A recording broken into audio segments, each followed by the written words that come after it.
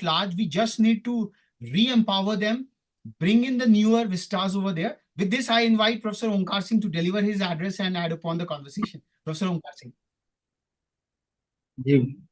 Good evening to all of you. Dr. Glory Swarupa, Dr. Surbhi, and Dr. Raghav. It has been the first opportunity for me to be in this forum, and the theme which is supposed to be discussed and deliberated at this juncture pertains to the re-engineering of the family enterprises of students. Now this, if you look into the complete ecosystem which we have around, which is catering to the technical manpower creation in the country, you have rightly pointed out that the majority is being taken care by the affiliating universities. And after this philosophy of the state technical universities came, every state has got by and large a state technical university which caters to the technical education. Now see the total number of graduates which are rolling out, the kind of employability which is there, the future prospects of the engineering education as such, all are under a scanner as of now. Today, nobody wants to go for the core engineering job. This is a very big challenge for the complete technical education fraternity. Anybody who is associated with this academia and deals with the higher technical education, he will appreciate that every family, every student wants to opt for an education which helps him or her in fetching a job from the computer science or allied domains. As a result, a lot of programs have been floated which have the computer science at the core, and it has got a lot of subsidiaries available to us. Now with this National Education Policy 2020 coming into force, the Uttarakhand Technical University also took a lead, and we transformed all the programs which we have. Be it mechanical engineering, be it civil engineering, be it chemical engineering. See, as of now, we have around 250 plus variants of the programs available, which includes major and minor. But we have taken a due caution that in any eventuality, the basic purpose of the degree, if it is a BTech in mechanical engineering, we should not sacrifice the competencies which are supposed to be brought into a candidate for becoming a mechanical engineer. At the same time, if he or she wishes to opt for a short-term or a long-term career in some particular domain which is fetching him or her a job, we have provided him or her all possible minor options. So this major and minor philosophy which we have come up, that is for fetching a job. But when we talk of the entrepreneurship, it's not only the computer science and allied domains which are going to fetch the jobs for everyone. We have to be very careful in figuring it out that the core engineering disciplines, mechanical, civil, electrical, chemical, they are also going to be the core engineering domains, and they are going to give us a lot of opportunities when it comes to the manufacturing. It's not possible for the computer science graduate. I do not have any bias towards the computer science fraternity. With due respect, I want to tell them that the whole of the number, if it is going for computer science, it's going to be disastrous down the line in coming decades, because the numbers will be so large and they will be devoid of the basic engineering competencies which are required by the core engineering domains. You cannot think of a civilization which is having the say technical manpower which is not capable of handling the mechanical subject, handling the civil subject, handling the chemical subject. So when we talk of the enterprises, when we talk of the entrepreneurship, it's everybody challenges the education, higher education, because we are at the delivery end. We are at a location where the final product is being rolled out to the market and they are ready to serve the community. Now in this situation, whatever weaknesses are being nucleated at the levels, whether it is a primary education level, secondary education level, or say higher secondary education level, everything falls back on the higher education segment. Now, under these circumstances, the higher education system becomes a vulnerable one. See, in any eventuality, we may talk of a lot of skills being imparted to the engineering graduates, but at the same time, we should not forget that the higher technical education is responsible for creation of the knowledge. Our mandate cannot be compared with the mandate of a diploma sector or the ITI sector. We have to categorically differentiate between what a job profile a ITI pass out would be expecting, and what a job profile which a diploma pass out would be expecting, and what kind of job profile an engineering graduate will be expecting. Because for an engineering graduate, this higher technical education has to provide all requisite competencies which can help him or her in learning the changes, the transformation which they will be bringing into the technological, in the form of technological advancements, and then unlearning and then relearning, and they have to survive for 30, 40 years down the line. It's not something that we can add some particular subject and that can fetch a job to a student, and that again undergoes a transformation, and a new technology comes up, and the competency for relearning is not there. Now, in this eventuality, what will happen? The educational system will be blamed, because we will be failing in imparting the requisite capabilities for learning, unlearning, learning, relearning, and whatever you call of. So it is the responsibility of the higher technical education to carefully march forward, keeping the consideration of all aspirations which are there. Now, when it comes to another issue which has been raised by Madam as well, that was pertaining to the employability. Now, for employability, it's not only the responsibility of those who are delivering the final product, it is also the responsibility of the complete education framework. So, if some of the weaknesses are continued, see, most of the things which help us in perceiving a capability of a person are his presentation skills, his communication skills, writing skills. Now, these things, if these are the weaknesses, especially if we talk of the North India, where the vernacular schooling has been predominant in last so many decades, so the communication skill becomes one of the weakest thing, and that becomes a point of concern. So the student also need to be told, they are being cautioned. The institutions have been trying to add on some value from those perspectives and make them job ready, and also make them a presentable one, sellable one, who can come forward and sell themselves suitably in the market. Now, see, when it comes to the family enterprises, now this family enterprise is something which is available to an individual as a heredity. So the family enterprise means it's something which has been inherited by an individual. Now, all those, since Mr. Raghav has already pointed out that he belongs to a business family.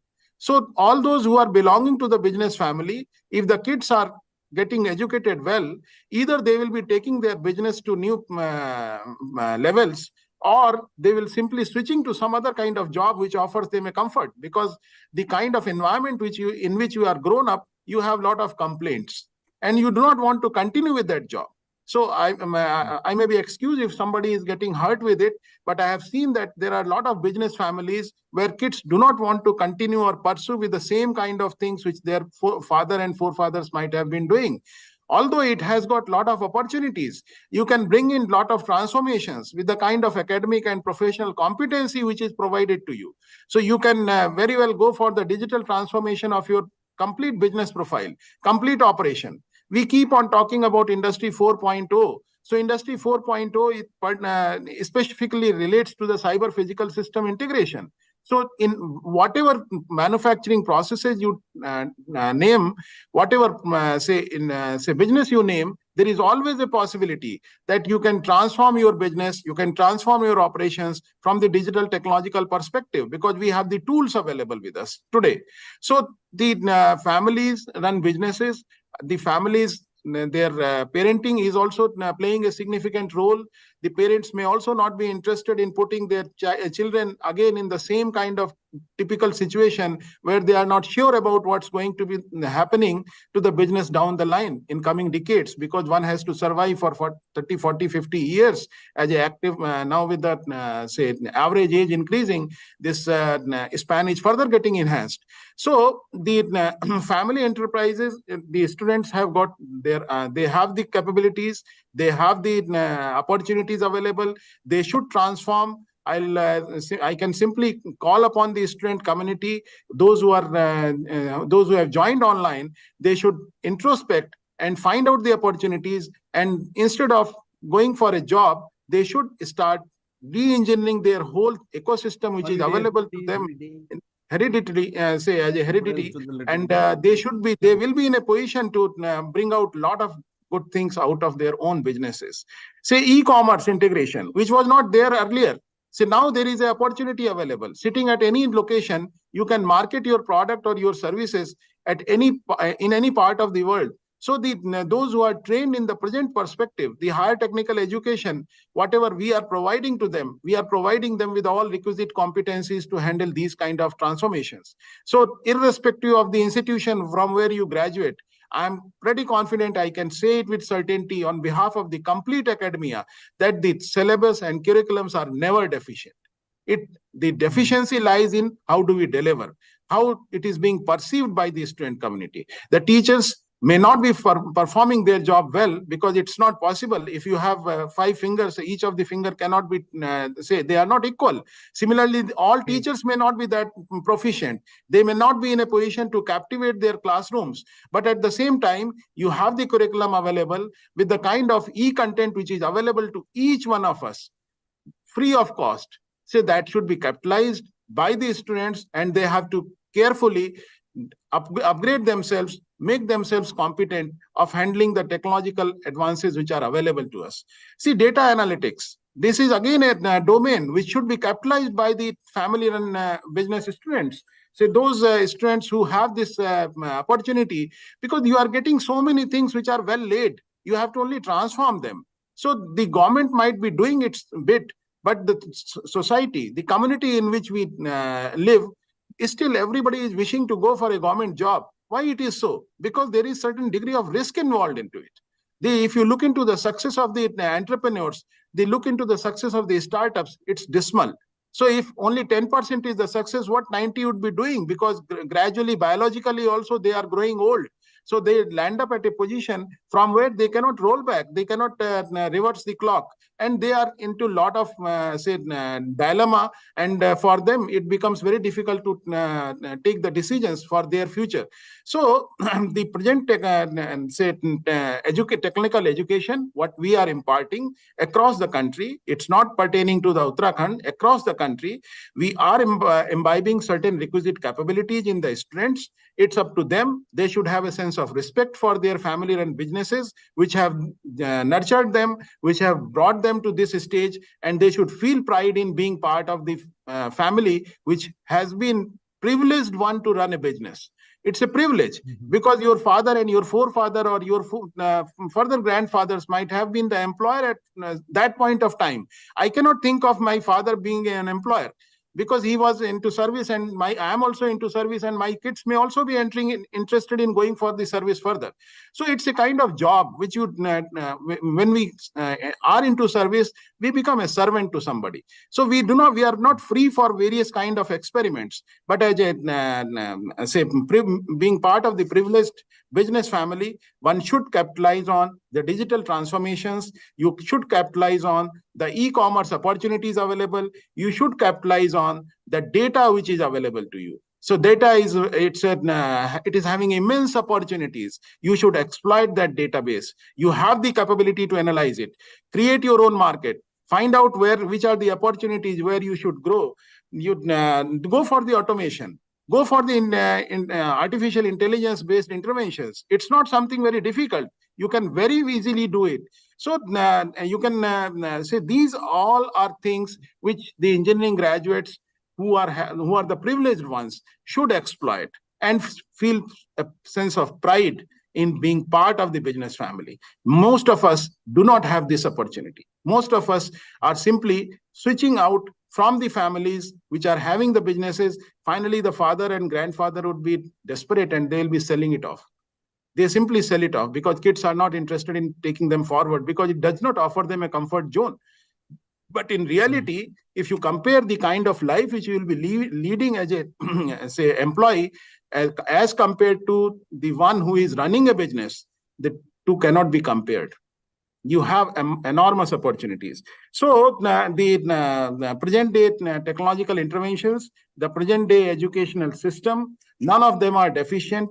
I'll simply say that the students should have a sense of respect and feel pride in being part of the family enterprises, and they should continue with the same. because the kind of job opportunities which are available, they are not sufficient to cater to the demographic dividend which is available in the country. So they will be, in a way, serving the society from a different perspective.